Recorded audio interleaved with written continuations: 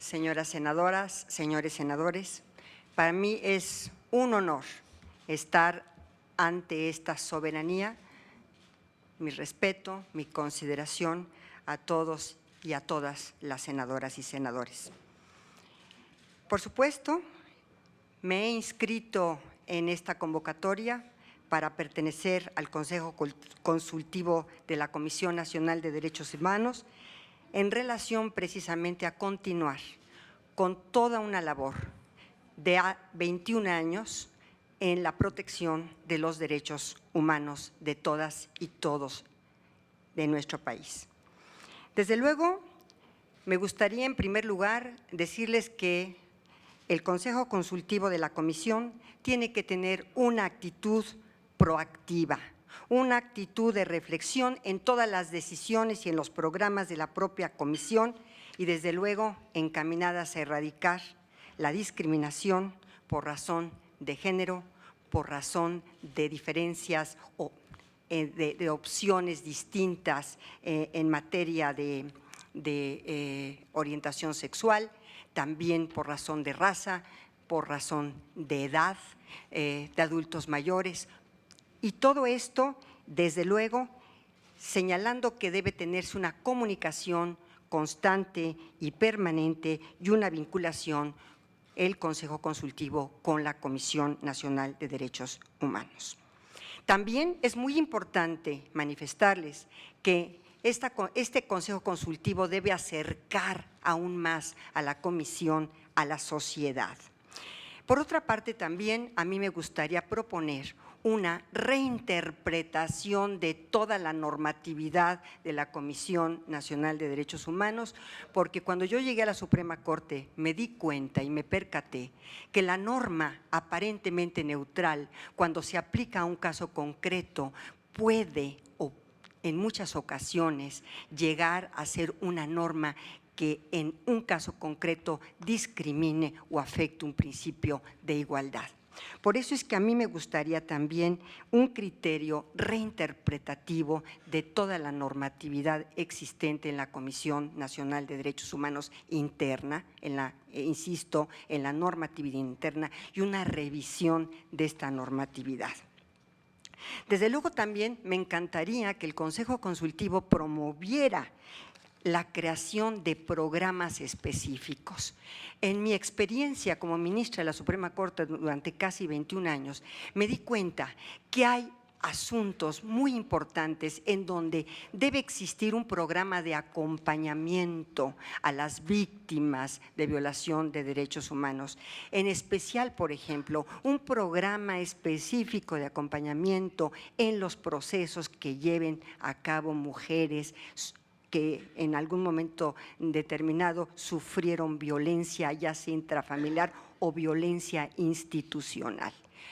Por ejemplo, un programa en el cual se les asesore, en primer lugar, para su acceso a la justicia formal y, en segundo lugar, que se les acompañe en todo este proceso. Hay una necesidad increíble de tener una instancia que escuche a las mujeres, que escuche a los niños, que escuche a los adultos mayores, que escuche a los indígenas y que los acompañe en este proceso, ya sea judicial o extrajudicial, para resarcirlos y reparar estas violaciones a sus derechos humanos que sufrieron. Por eso es que me interesa que este Consejo Consultivo promueva programas específicos y se puedan crear estos programas específicos en base también a adoptar medidas y acciones afirmativas, no solamente para el programa de igualdad de género, sino acciones afirmativas en todos estos grupos vulnerables. También, por supuesto, debe realizar esfuerzos este Consejo Consultivo conjuntamente con la Comisión en materia de presupuesto. También debe insistir en un mayor presupuesto para la Comisión Nacional. Por otra parte, quiero decirles que no es exclusiva la función de la Comisión el de la atención a las quejas y al final el proceso de investigación hasta la recomendación. Yo creo que está mucho más la Comisión para dar más a la sociedad. Por ejemplo, verificar, no digo que sustituir las políticas públicas de los gobiernos en todos los niveles, no, pero sí verificar que estas políticas públicas no vulneren los principios fundamentales de nuestra Constitución, de la no discriminación y de la igualdad. Es decir, en el momento en que la Comisión, y esto corresponderá también al Consejo Consultivo, acompañar a la Comisión y además manifestar sus inconformidades, por ejemplo, en algún tipo de política pública que esté afectando directamente derechos fundamentales y sobre todo de los grupos más vulnerables. Es decir, yo propongo que la Comisión, además de las quejas, además de la atención de las quejas, debe promover un trabajo coordinado y eficaz de las distintas autoridades en todos los programas y políticas públicas encaminadas a proteger los derechos fundamentales. Debe atender sobre todo a zonas y a poblaciones más vulnerables. Recuerdo el caso de Ciudad Juárez. ¿Cuál fue el caso de Ciudad Juárez más dramático que hemos tenido en todo este tema de la delincuencia organizada? Que las mujeres que llegaron a las maquiladoras en Ciudad Juárez y que abandonaron por razones de trabajos extenuantes a sus hijos, estos hijos no tuvieron la presencia del Estado para darles oportunidades diferentes a estar en la calle. Y por lo tanto, pienso que ahí la Comisión, en estas zonas específicas del país, en estas poblaciones vulnerables, debe tener una presencia muy importante. Adicionalmente, quiero decirles que las acciones de inconstitucionalidad de leyes, que es hoy una atribución de la Comisión, el Consejo Consultivo puede apoyar muchísimo en realizar estas acciones de inconstitucionalidad ante la Suprema Corte cuando se expidan leyes que probablemente tengan algún tema de inconstitucionalidad. Yo dividí mi tema y mi propuesta de trabajo en 14 temas. Uno de ellos, las mujeres. Me preocupa muchísimo en materia de violencia contra la mujer, algo que probablemente esté un poco soterrado y que no se haya explicitado. Habla uno de violencia intrafamiliar, inclusive de feminicidios, de alertas de feminicidios, pero hay algún tema que me preocupa de violencia institucional en contra de la mujer. Y la violencia institucional que me preocupa, por ejemplo, entre otras cosas, es la violencia obstétrica. Es una de las violencias que no se ha explicitado y me encantaría a través del Consejo Consultivo, porque quiero y es mi deseo continuar en la protección de los derechos y por eso estoy aquí, porque me preocupan este tema de vulneración de los derechos, una atención debida, médica. Otro tema también de mujeres, las mujeres privadas de su libertad, la revisión de sus expedientes, la asesoría jurídica, los acompañamientos, la capacitación del personal para atender este tipo de problemas. Desde luego no tengo mucho tiempo, pero también quiero decirles, los niños me preocupan, las medidas reforzadas para la protección a los niños, la educación, no nada más la información en la educación, sino la educación como aprendizaje, como herramientas para salir adelante. Que no haya bullying en las escuelas, vigilar también por parte de la Comisión el tema del bullying, con todas las tesis que ya tiene la Suprema Corte y la primera sala en materia de bullying. Y quiero compartir con ustedes que hoy la Suprema Corte ha dicho, no solamente es la escuela, es las instituciones públicas de educación, sino los particulares, los que están vulnerando los derechos humanos de los niños en materia de bullying y que deben estar preparados para evitar este tipo de situaciones. También he hablado en mi propuesta de trabajo de indígenas, he hablado de cómo los indígenas solo se tienen que autoadscribir como indígenas para que ya obtengan del Estado una protección reformada. Los discapacitados, quiero compartir con ustedes solamente lo que me queda, diciéndoles que hoy los discapacitados hay que revisar las leyes de tutela porque hoy las personas con discapacidad mental no pueden ser sustituidos por los tutores, sino que deben de ser en un programa de acompañamiento de acuerdo con la discapacidad que se tenga, aumentada o no, de acuerdo con cada una de estas discapacidades. Hay un tema muy importante en la Corte en donde se ha sustituido la tutela por acompañamiento, de acuerdo con los tratados internacionales. Y puedo seguirles diciendo de muchos otros temas que están en mi programa de trabajo, pero quisiera compartirles solamente una cosa. Para mí, es muy gratificante estar aquí y quisiera integrar el Consejo Consultivo para seguir construyendo para México la protección de los derechos para todos y cada uno de los ciudadanos. Muchas gracias, señora senadora. Muchas gracias, doña Olga. Por favor, va a preguntar la senadora Lucero Saldaña, posteriormente la senadora Diva Adamira Gastelum. Muchas gracias, presidenta. Senadora Angélica de la Peña, compañeras senadoras, es un gusto tener a Olga Sánchez Cordero en el Senado de la República.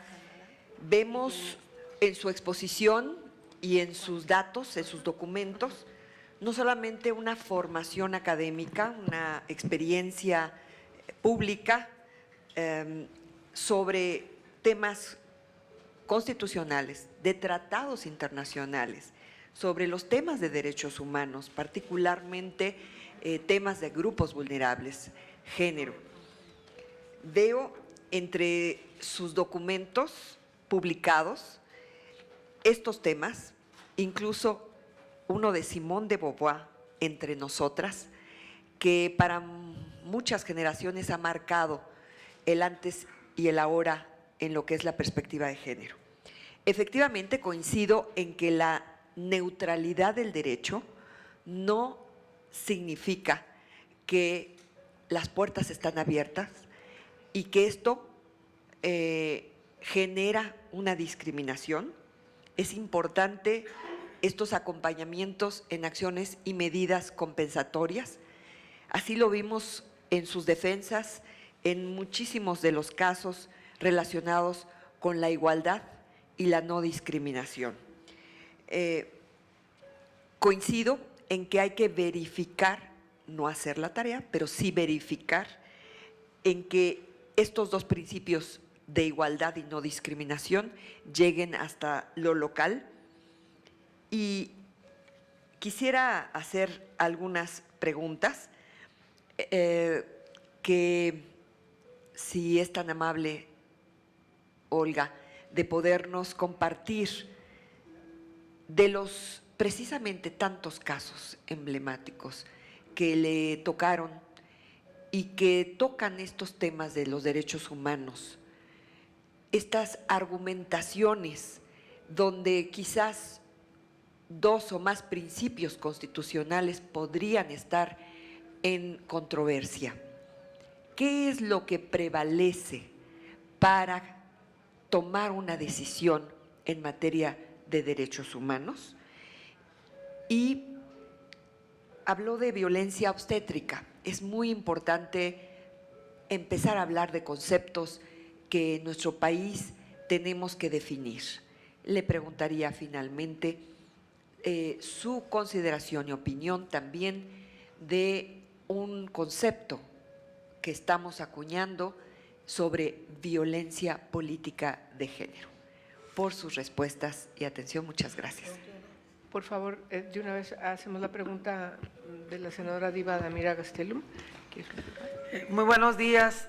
Es un gusto tenerla aquí, doctora. No le podemos decir de otro modo más que no se nos quita todavía lo de ministra. Me encantó su programa, muy ejecutivo, abarca bastantes aspectos. A mí me gustaría mucho saber qué opina usted del tema de desplazados. Hemos estado insistiendo muchas veces a la CNDH sobre que haga un diagnóstico sobre el tema de desplazados. Nosotros conseguimos apenas en la ley de víctimas poner entre coma y coma el término desplazado. El término desplazado pasa por un momento muy difícil, han tenido que abandonar sus propiedades, la escuela, el trabajo de quien encabeza la familia y se han venido a las zonas urbanas donde el desplazado no ha vivido. Estoy hablando de la gente que vive en la zona serrana y que realmente las gavillas locales, a veces el crimen organizado, ha hecho que los expulse a zonas urbanas.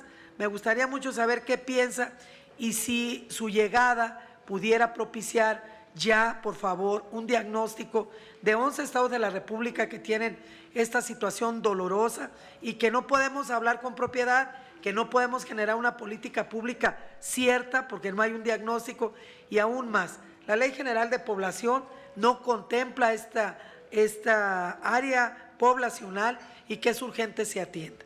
Por sus respuestas, muchas gracias. Por favor, senadora Adriana Dávila. Sí, primero que nada, bienvenida, ministra. Yo creo que este Consejo Consultivo va a estar muy interesante, muy enriquecedor. Y todos reconocemos el trabajo que usted ha realizado a lo largo de su desempeño profesional. Me llamó la atención en la exposición que usted hace, la aplicación de las políticas públicas y su revisión, concretamente en esta intervención que pudiera tener la Comisión Nacional de los Derechos Humanos, es decir, el pasito quizá que hace falta para darle seguimiento a lo que deja de hacerse en las entidades federativas y a lo que deja de hacerse también en el gobierno federal. ¿Cómo lograr que esta supervisión se haga sin invadir estas funciones? Y esa sería mi primera pregunta. Y la segunda pregunta que yo quisiera hacerle es, ¿cómo lograr que un consejo consultivo sea evidentemente un consejo que consulte, perdón la redundancia, y no que sustituya o compita con las labores del presidente de la Comisión Nacional de los Derechos Humanos?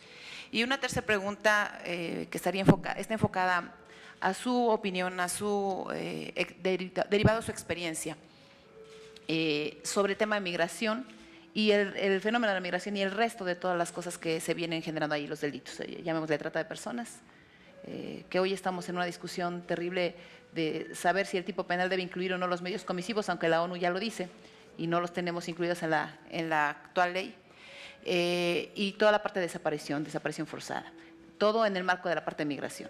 ¿Cuál es su opinión, doctora? Bueno, empezaré por la primera pregunta. La violencia política a mí siempre me ha preocupado muchísimo.